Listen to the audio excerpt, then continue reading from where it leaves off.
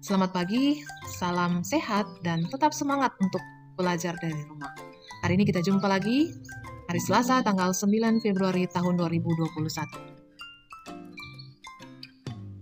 Seperti biasa, sebelum kita mulai belajar, jangan lupa kita awali dengan berdoa kepada Tuhan.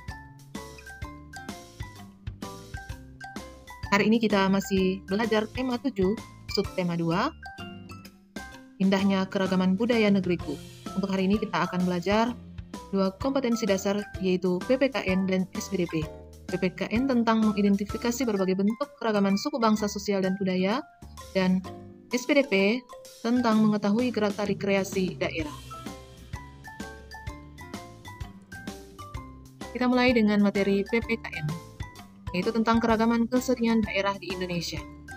Kesenian daerah merupakan bagian dari budaya daerah. Kesenian daerah meliputi tari daerah, alat musik, lagu, dan seni pertunjukan. Biasanya, kesenian daerah yang diperlombakan adalah seni tari. Ada beragam jenis seni tari daerah di Indonesia. Hampir setiap daerah memiliki tarian yang khas. Biasanya, tarian daerah menceritakan keseharian penduduk suatu daerah. Tarian daerah mengandung nilai-nilai budaya masyarakat yang positif. Nilai-nilai tersebut digambarkan melalui perpaduan gerak dan musik yang khas. Mari kita ketahui beberapa tari daerah di Indonesia sebagai berikut. Nah, kita perhatikan di sini ada berbagai macam tari daerah dari berbagai daerah yang ada di Indonesia. Yang pertama dari Nangro Aceh Darussalam, ada tari Saman dan Seudati. Kemudian dari Sumatera Utara ada tari Tortor dan Serampang 12. Dari Sumatera Barat ada tari Payung dan tari Piring. Nah, gambar-gambar ini adalah contoh-contoh dari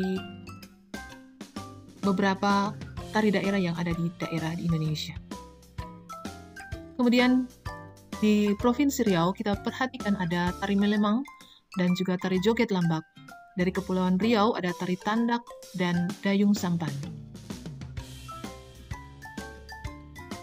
Kemudian kita perhatikan dari Kepulauan Bangka Belitung ada tari Zapin dan Putri Bekuset. Dari Jambi kita lihat ada tarian Sekapur Siri dan Selampit Delapan. Dari Sumatera Selatan kita lihat ada Tanggai dan Genting Sriwijaya.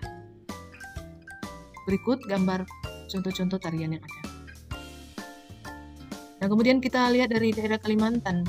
Kalimantan Timur ada tari gong dan perang.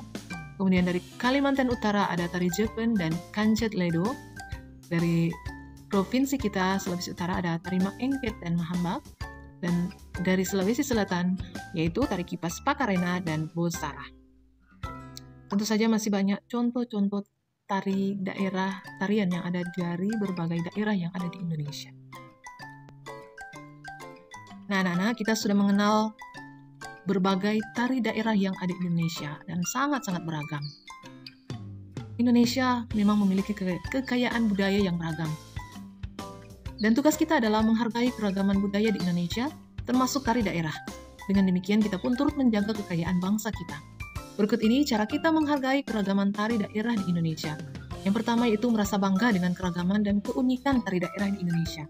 Kedua, giat mempelajari keragaman tari daerah dari berbagai sumber belajar. Ketiga, bersedia jika diminta menarikan tari daerah dari daerah lain. Dan keempat, memuji keindahan gerakan tari daerah pada acara Festival Tari Nasional. Nah, selain menghargai keragaman tari daerah di Indonesia, kita juga harus melestarikan keragaman tari daerah kita.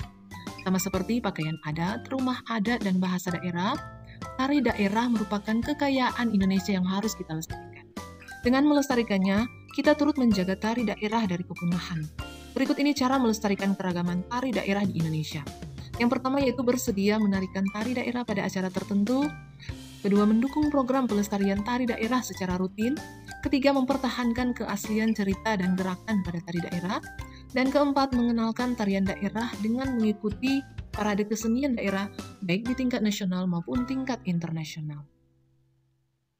Nah, sekian materi tentang keragaman tari daerah yang ada di Indonesia. Nah, selanjutnya kita akan belajar SBDP tentang pola lantai dalam seni tari. Kita mulai dengan pengertian pola lantai dalam seni tari. Pola lantai dalam seni tari terbagi atas dua, Yaitu yang pertama, pola lantai adalah garis-garis imajiner di lantai yang dilalui oleh seorang penari pada saat menari. Kita perhatikan ada 6 pola lantai yang dimaksud. Yang pertama adalah penari bergerak melalui gerak lurus ke depan. Kemudian, penari bergerak lurus, maksudnya penari bergerak melalui garis diagonal. Selanjutnya, penari bergerak melalui garis horizontal. Dan penari bergerak melalui garis diagonal. Kemudian penari bergerak melalui garis lurus ke depan. Dan terakhir penari bergerak melalui garis lingkaran.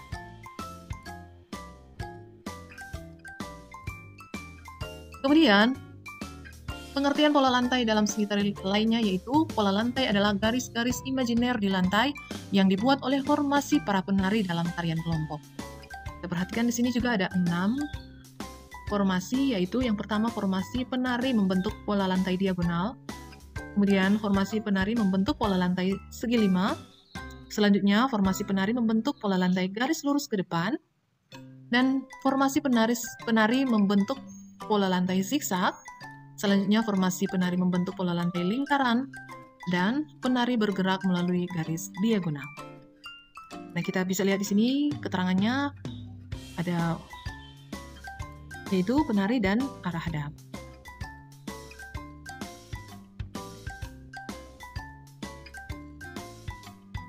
Nah, kemudian kita ke materi selanjutnya yaitu bentuk dasar pola lantai. Pada dasarnya, pola lantai terdiri dari 2 bentuk dasar, yaitu bentuk pola lantai garis lurus dan garis lengkung. Pola lantai dengan garis lurus menampilkan kesan tegas, jujur, dan juga terbuka. Pola ini dapat dikembangkan menjadi berbagai variasi seperti garis horizontal, garis diagonal, garis lurus ke depan, zigzag, segitiga, segi 4, dan segi 5. Berbeda dengan pola lantai garis lurus, pola lantai dengan dasar garis lengkung menampilkan kesan lemah lembut. Pola ini dapat dikembangkan menjadi berbagai pola lantai. Contohnya pola lingkaran, angka 8, garis lengkung ke depan, dan garis lengkung ke belakang. Hal-hal yang harus diperhatikan dalam membentuk pola lantai. Kita sudah mengetahui macam-macam pola lantai.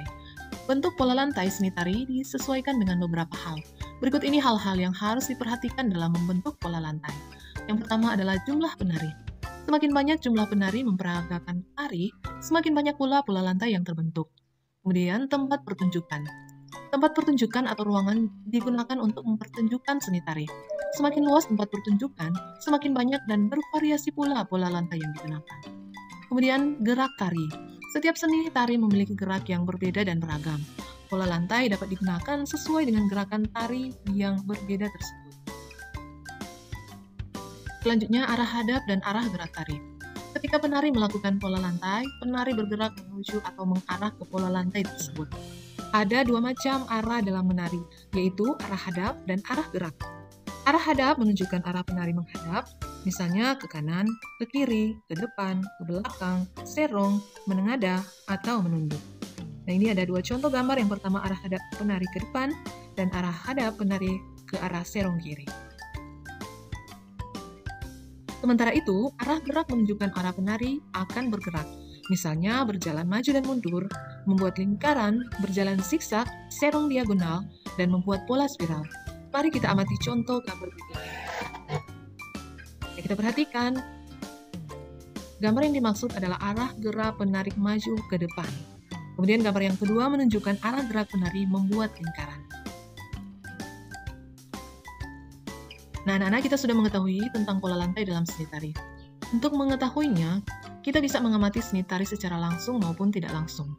Secara langsung kita bisa menonton pertunjukan tari di gedung pertunjukan. Secara tidak langsung kita dapat menonton video pertunjukan lewat media elektronik, YouTube, dan sebagainya. Nah, kali ini kita bisa mengamati pola lantai pada tarian daerah.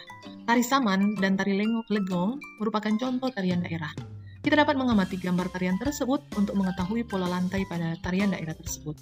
Mari kita simak contoh pola lantai pada tari saman dan tari legong berikut ini. Nah, kita perhatikan contoh berikut ini. Contoh pola lantai pada tari daerah. Yang pertama, tari saman dari daerah Aceh. Kita perhatikan bahwa penari dan arah hadap maupun garis pola lantai adalah sejajar atau horizontal. Lalu, tari legong dari Bali kita perhatikan. Penari dan arah hadapnya itu saling berhadapan dan merupakan memiliki garis pola lantai diagonal.